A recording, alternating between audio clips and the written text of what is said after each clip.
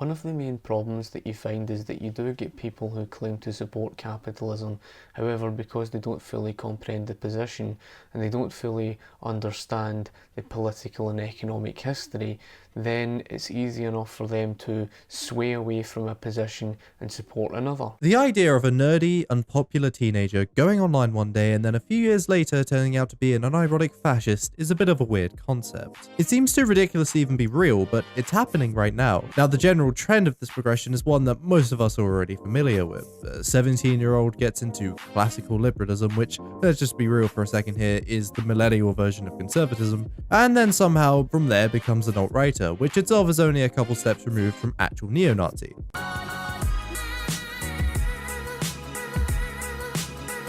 The problem in this argument is the fact that most young folk and people of my generation in general do not support classical liberalism.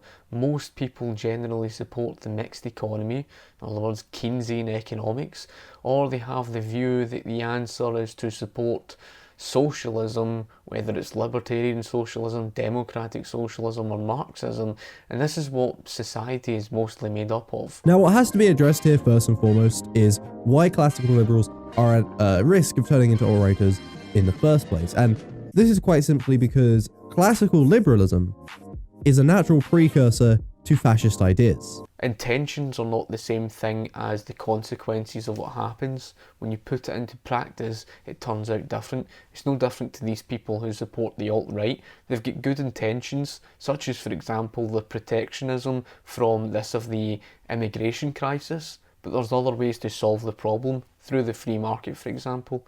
So their intentions is to use a strong government through protectionism in order to create jobs. For example, they were in support of Donald Trump's protectionist tariffs. They don't understand the damage that causes to the economy, and that's just a subtle hint. It's a small example of what we mean. These people who claim to support capitalism, but there they are supporting a position of protectionist tariffs. I assure you, I'm not trying to call classical liberals in any way here fascists, or even alt-right at that. Trust me, I do at least have the semblance of self-awareness to see how I might be coming off here talking about how these classical liberals can turn into Nazis. So, trust me, I really do try and reserve the use of the word fascism as to retain its potency as a word and as to not make it useless. I'll also say as another disclaimer, I'm at no point here saying that even though in this journey that we're talking about here, neo-Nazi may be the final destination, that does not mean everybody who takes any step down this path will inevitably reach the end. There are plenty of classical liberals today who will never become alt-right or fascist, and there are many alt-righters who will never become neo-Nazis. It's really just a concession to say that the reason why people move from classical liberalism to that, he's admitting the very fact that not everybody's going to move from that position. Well, that is generally because those who don't move actually understand what classical liberalism is. Those who don't will easily fall down the road of supporting economic fascism and fascism in general. Now, I don't think, and like I've stated before, I don't think everybody within this alt-right movement have bad intentions. I don't think that all of them are labelled down to fascism. I've seen a number of them going down the road of supporting protectionism. Now, those are the people that I view as the problem, because they are supporting a position of subconsciously defending corporatism as such. So what is it about classical liberalism specifically that makes it a precursor? Well, for a start, classical liberals and alt-righters already think along the same lines politically, in that they're already opposed to the same things primarily, that being the progressive left, aka social justice warriors. I've seen many of these people who claim to be anti-Marxist and anti-socialist, etc., and many of these people really aren't. I've even been in an argument with someone before on a British politics group on Facebook, where someone had mentioned to me that individualism was the problem, because he says that individualism means every man for himself. Now, this is what he thinks individualism means. This individual I was arguing with seems to believe that individualism was the cause of the problem, therefore we need collectivism. And you get a lot of these people within the Brexit movement And this has always been a problem. I even stood in this position when it came to the Scottish independence referendum. Now, I had a UKIP member say to me that I am an extremist because I support the free market. And I'm thinking to myself, what the hell are you talking about? And this was someone who claims to be for the people. He subconsciously supports corporatism because he just doesn't understand. Your argument that, oh, they claim to be anti-Marxist, that doesn't mean to say they're anti-socialist. Both of these groups focus on the same problem. What differs mainly is what they would actually do to society, which is of course still radically different. So in this sense, you could kind of say that the classical liberals to the alt-right, what the Bernie bro is to communism. Classical liberalism sets the foundation for the alt-right. It gets them thinking about the same things in the same contexts. So all it really takes from there is an alt-righter to come along and augment those views with the groundwork already done. The word alt is just short for that of the alternative. Initially, right-wing would be in the position of true conservatism, which would be a limited small government, low tax rates, etc., etc., and they would probably support that of something closer to the classical liberal position. Now, my argument is that people who move in the opposite direction of classical liberalism wouldn't really be classified as those type of people within the alt-right. I would imagine the alt-right is something very complex and it's made up of various different people, and you do get these people who do move in the direction of National Socialism. For me, those who do move in the direction of essentially supporting controlled immigration but support strong National Socialism, they're just National Socialists. Those who do support the position of supporting strong capitalism and freedom from government, etc., they're classical liberals. So I just do not make any sense out of this whole alt-right movement to begin with. There is no precursor. The reason for why National Socialism exists is not because that of classical liberalism. We didn't get to the position of where we are today for why people are supporting National Socialism because of capitalism. That's not the reason why. We're in this position today because you have a state education system that politically indoctrinates the youth with absolute collectivist nonsense. You have a society that's been brainwashed by the mainstream media. They are told that the Industrial Revolution was this great strife upon the people and that government was our saviour. They told our youth that the first Industrial Revolution saw a collapse of living standards and therefore government had to come to their saviour. So it's no surprise why many of these people took the position of opposing capitalism and supporting the position of something of a strong national government, etc. Firstly, there's the idea that the feminists and sometimes even the socialists control the media. The left-wing journalists, who invariably identify as a form of socialist, are naturally remarkably sympathetic to communists. Now, this is pretty obvious why it matters.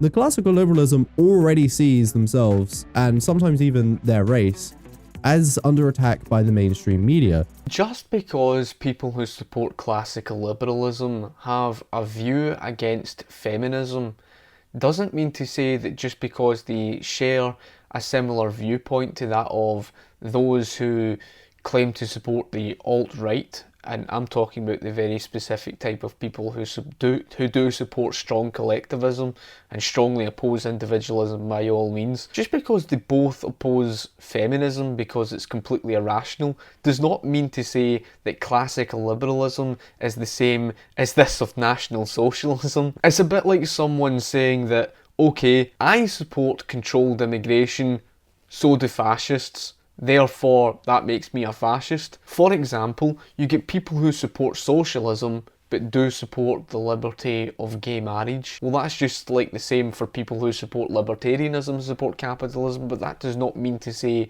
that we are the same thing. Shared use of buzzwords. So, like I just said, Western values and globalism, these are words frequently used in both classical liberal and alt-right groups. The only difference is that the alt-right uses different connotations around these words. but they're not too hard to implant into the classical liberal mind. Again, just because they use similar words does not mean to say that they are the same thing. For example, you do get people who support this strong nationalist collectivist movement and then say they use globalism, etc., etc. That doesn't mean to say that nationalist socialists stand in the same position as this of people who support classical liberalism. Because, again, classical liberals support individualism.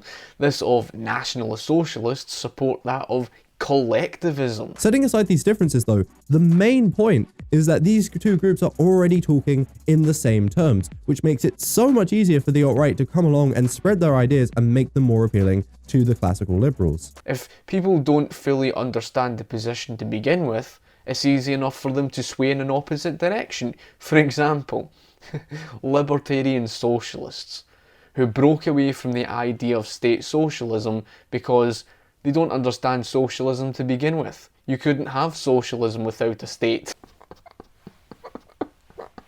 Now, further examples include the concept of cultural Marxism.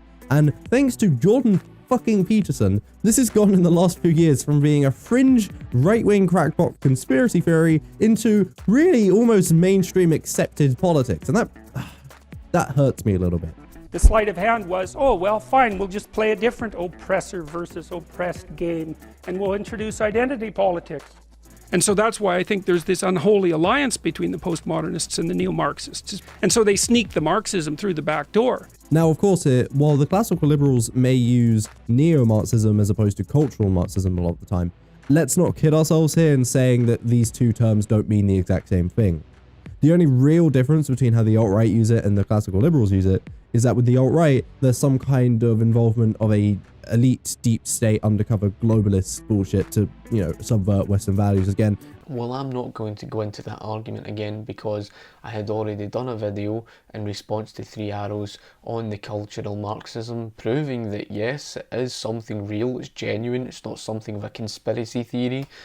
The history of the Fabian Society prove it, so you can go and check that video out and it explains everything, and I go into detail about the Fabian Socialists, the Fabian Society and George Bernard Shaw and their entire agenda. There's also the fact that limiting immigration gets repeatedly made out as a very important point among classical liberals, and I'm sure I don't need to explain to you why that works in the benefit of the alt-right.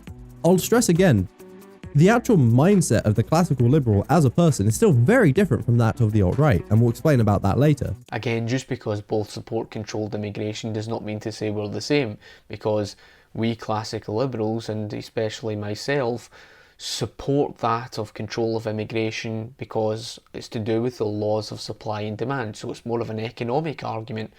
And you look at these people on the alt-right and they make it out as a national identity argument.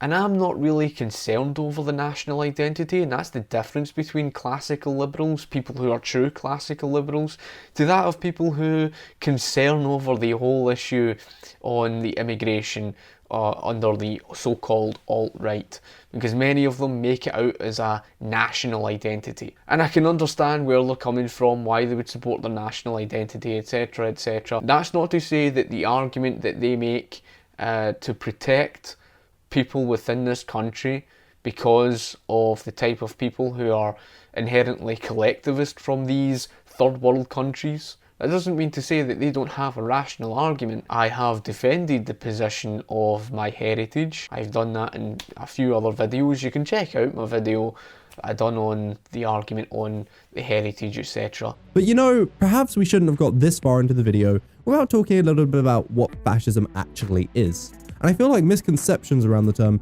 can lead to classical liberals being more vulnerable to fall to the alt-right. You see, these people aren't going from freedom-loving classical liberals one week to all social functions must be carried out through the state the next. This is very much the Mussolini-type fascism that most of us are already familiar with. Classical fascism, if you will. In fact, they still retain a lot of their classical liberal values when they do turn to the alt-right.